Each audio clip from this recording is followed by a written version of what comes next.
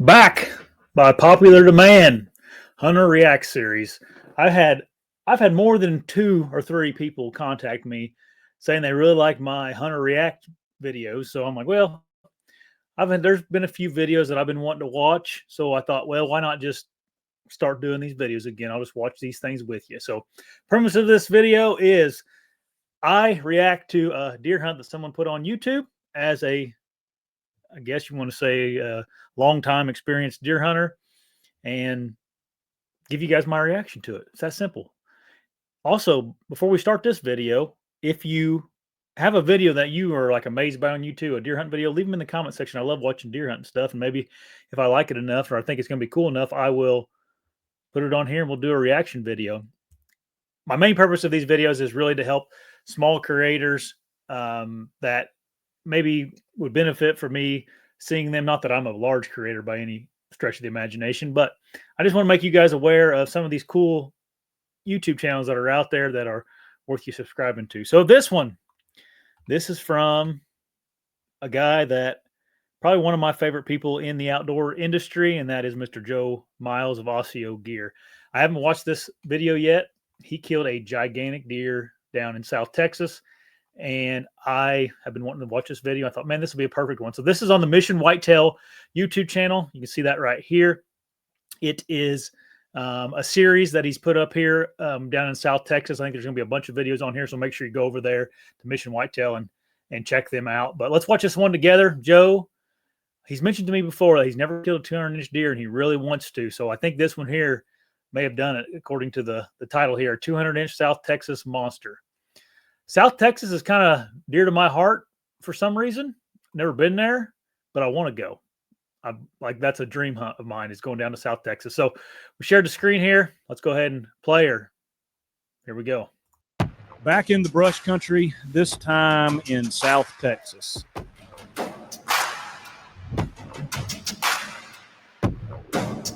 Oh, dang.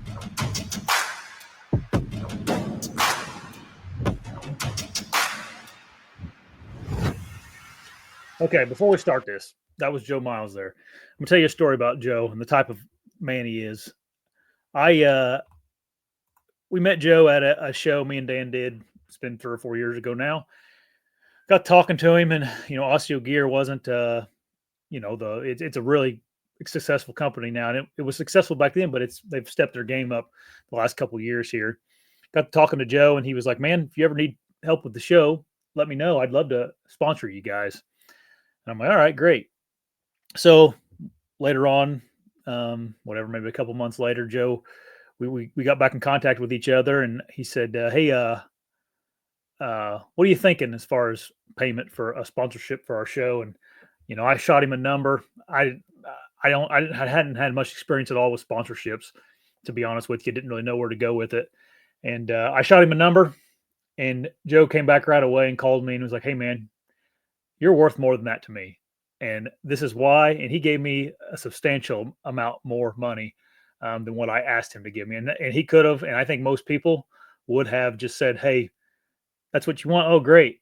That's a deal for me. No, Joe wasn't that way. He wanted to help me out and gave me way more than what I was expecting. So go over to Asio Gear and get you some stuff. They are, if you need it, they are an awesome company, and Joe's an awesome guy. And then I think you can use a promo code. I think it's Echo15, and you can save you some 15% off on their website. Still a good sponsor of this here YouTube channel. All right, back to the show here.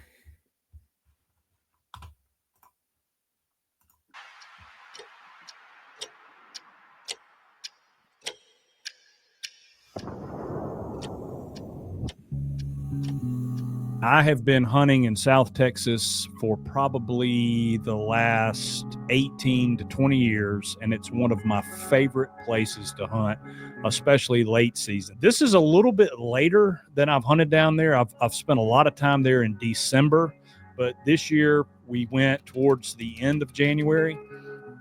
And how all this came together, we had done a hunt earlier in Mexico and had an incredible time down there, shot a really big 8-point. And we got in some new prototypes for Asio and some stuff we really wanted to test out especially in the brush. And we talk about connections in the hunting industry and how important it is to build really good relationships. And I have done that and made a really good friend named Martin out of South Texas. And he and I have hunted axis deer together. He's a big bow hunter. He understands bow hunting. And sometimes in areas, you can find places to hunt, you can find guys to build relationships with, but they don't always understand bow hunting and know what it takes to be successful bow hunting. And Martin absolutely knows that inside and out. So he was my first call. I called Martin. I said, hey, man, I know this is last minute, but we've got some new products we really need to test out. And anytime I've got to do research and development and it has to do with getting a hunt in, I am all in. You don't have to twist my arm much, especially to get me to South Texas. And I told him what we were looking for. We needed a spot that we could bow hunt and test some stuff out. And he said, man, let me make a few calls. I've got a big ranch in mind that I might can get you in. And 2 days went by, and of course I'm sitting on pins and needles, and Martin calls me back and he says, Bud, I have got the spot. It is set up for bow hunting. The owners are bow hunting. The guy that manages the ranch, Grant, is an awesome dude. He's actually a bow hunter. It's a 10,000 acre ranch right outside of Carrizo Springs, and they've got the dates you need to go available. They said you could come in and hunt. So this was really a privilege. You know, this is not a big outfitted ranch. It's really a family ranch. They let a few guys come in and hunt. So it was an absolute privilege to get an opportunity to hunt here. And so we got everything set up. Andrew and I flew out South Carolina, and Andrew loves those real early morning flights. So I got this one as early as humanly possible, 5:30 a.m. So that's about a 3:30 wake up call. And we had a we had a few caffeinated coffees on the way down, but we made it, get to the ranch, and as always, meet everybody, say hello. Martin's going to get in a little bit later that evening. Okay. Something I didn't even think about was like testing clothing gear. So Joe is on this hunt, got some new clothing coming out, needs to maybe see maybe how noisy it is or how well it works with the real world stuff. So something I never really, I guess I knew that they had to test this stuff, but here you go. Joe's testing some gear out. Pretty convenient, Joe, going down to South Texas to test your gear out. And we're there in plenty of time because we left so early to get in the blind the first afternoon and kind of assess everything, shoot the bows like normal, go out and look at the different setups. And man, there is an absolute hammer of a buck that we're going to get the opportunity to hunt. And he has been coming to this area pretty frequently. We get in the blind the first afternoon, get everything settled. Deer start coming out of the mesquite thickets and see a couple really nice bucks, but not the big one. And, you know, that's absolutely how it can go. But we've got 4 days to hunt. And again, those deer do look young. I know South Texas, the deer are way different than we have here in the Midwest, body wise and all that. But they do look like those deer look young. They have big racks on them though. Deer in the brush country, man, they're coming to feed and they're pretty patternable. You know, they'll come to the same spot. It may take 2 or 3 days for them to show up, but man, if they've been there pretty consistently, they will show back up unless obviously something's happened to them. But you know, for everything we know, this buck's still alive, still good to go, and get out of the blind that night, get back to camp, have an incredible dinner, and, you know, just really sleepless night, ready to get back in the blind the next morning and go after it. Nice and cool, man. I think it was in the 20s the first morning we hunted, 23, 24 degrees, kind of abnormally cool for down there. So we're kind of bundled up in that Sherpa stuff, staying really warm, testing out the new puffy jacket that we've got and some other stuff. And the Asio is working great, and not trying to do a sales pitch, but again, that's why we were down there, was to test stuff and getting some cold weather in Texas. And it's kind of a humid, cold down there, so it's a little bit different. got to play with some new stuff. And as it's starting to break. Okay, so South Texas, I've talked to dozens of people that hunt down there and live down there. You bait down there. There's not, that's a pretty common practice down there. So when Joe says coming out to feed, I'm sure he's talking about there's probably some bait somewhere where the corn or whatever you used to bait. This is a time, I don't think I would have any interest in hunting over bait in the Midwest, but I would 100%, I don't care if you judge me for this, I would 100% go to Texas and hunt over bait. Like this, that, or the vibe down there. I just want to feel that vibe and see that little brush country and those whitetails coming out, those small bodied whitetails coming through that brush and stuff. I want to go do it. That's one of my exceptions to my I don't care to hunt over bait rule. I'd go down there and wouldn't have any problem at all doing it. Day, I just see tines coming out of the mesquite and throw my binoculars up, and I'm trying. It's so early, I can't really tell what it is. I can just see tines, and that when the head goes down, I can't see anything. When he lifts it up, there's a little bit of skyline, and as it starts getting lighter and lighter and lighter, I can tell it's him, and he's in there feeding. And if he'll stick around, it's just a matter of getting enough light to be able to see him. And every minute seems like 30 minutes, but it starts getting a little bit lighter, a little bit lighter, a little bit lighter. I can see my pins now. It's getting to be time. And he's about 45 yards away. And I mean, I certainly can make that shot, but I want him as close as humanly possible, especially on a buck like this. And as it got lighter and lighter, we just saw what magnitude of a deer this was. I mean, he's pushing that magical 200-inch mark. And finally, he makes his way over closer to us. There was a little doe that came through, and I think he wanted to check her. And he made his way over to us and got to that 30-yard range. And I got drawn. G2s on it. Man, I was super solid, felt really good about it. The buck was slightly quartering to us, and I got up in that vital V, touched it off, and it could not have hit him better.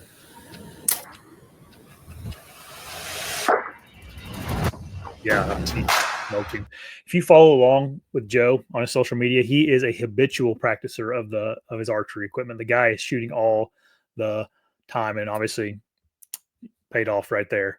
It was a great shot, perfect shot, even with that slightly quarter to him a little bit. I mean, maybe it wasn't. I don't know what the camera angle was. It looked like it was slightly quartered to him. But holy cow, that was a perfect shot, complete pass through.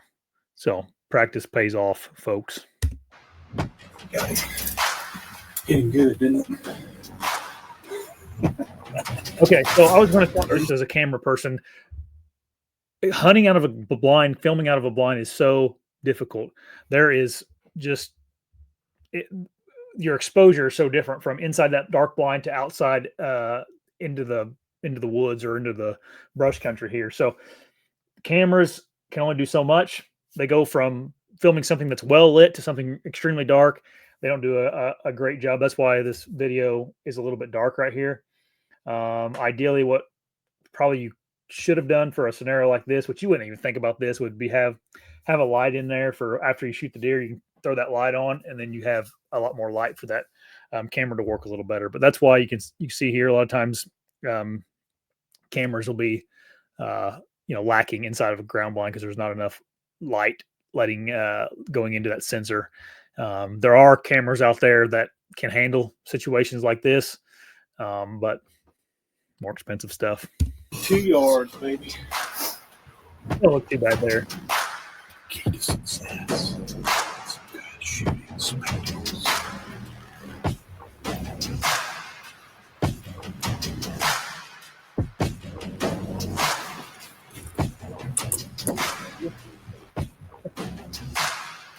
Congratulations. Well, dang, that guy had Sitka gear on. What the heck? You watched it. He was kind of quartering too, so I shot him forward through the shoulder, and it zipped right through. Look at this. That makes you feel good. Yeah, it's painted. Joe has that puffy jacket on. That is a good piece from Asio. It's not too expensive. It's a very useful thing. Mega meat. Very useful piece of gear. Layering or out of layer, it all Got works some pretty meat on well. Yeah, it's got some good blood on it. Oh, what you think? Ooh.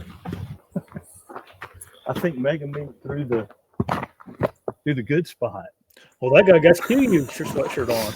Oh man. Joe needs to hook him up. Yeah, he was right Oh, no. right in here. 31 yards. Oh, is that what it was? Yeah. Yeah. Shooting a prime bow, Joe is too. Yeah. I thought I saw him go down right over here.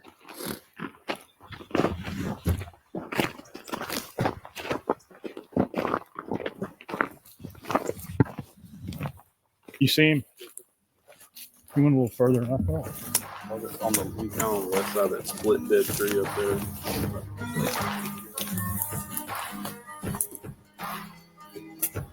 Oh yeah.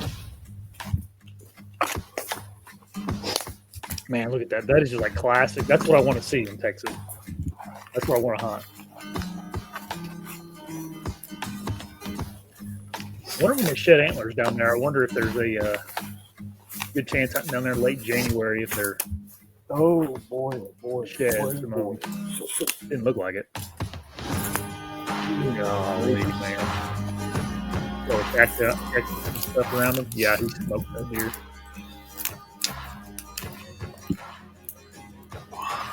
Oh, dude, I want to. That is a. I can honestly say that's the biggest whitetail I've ever shot.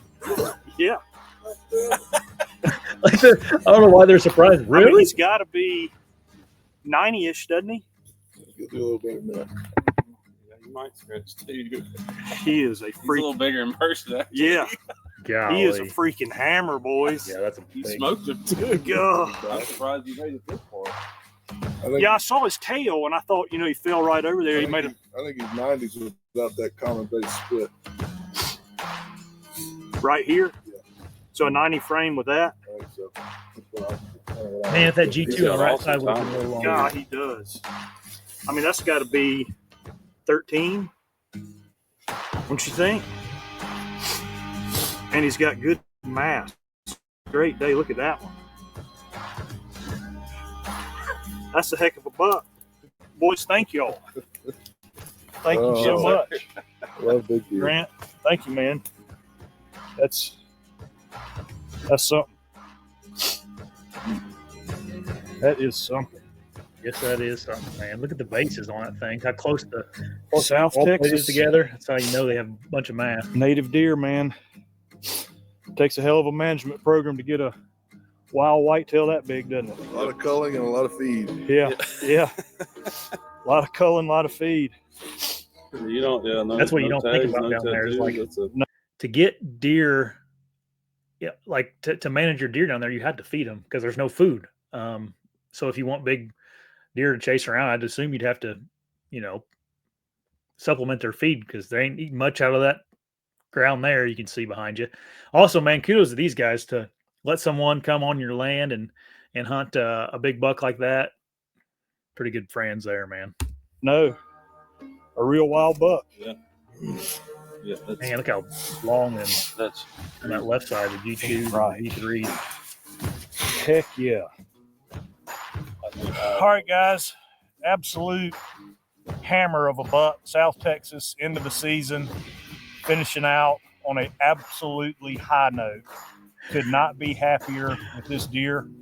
Obviously hadn't put a tape on him, but got to be the biggest one I've ever shot. So over the moon. Thanks to Grant and Martin for putting all this together. Just an unbelievable property. South Texas, the management these guys do down here on these native wild bucks is so impressive. Because you look out through this country and it doesn't look like there's a ton for them to eat, but man, they work so hard to get these deer to their full potential, and I just love it down here. I got to talk to the old ball and chain and see if we can get moved down here in the next couple of years, because this place is magic. Thank y'all so much, guys. Yeah, Joe lives in South Carolina, so the deer hunting is drastically different in South Carolina. That's an awesome video. It makes me want to go down to South Texas real bad. Like, if you guys don't mind, go over to Mission Whitetail and go check that video out. There's a part 1 of this video. Joe killed a whole bunch of stuff down there, I believe. I'll link that in the description below. And also in the comment section, let me know if there's another video you like to, if you think I'd like to watch. And then hit that subscribe button right there for getting notifications whenever I do more of these things. And then hit right here's another video if you want to watch it too. Thanks, everybody.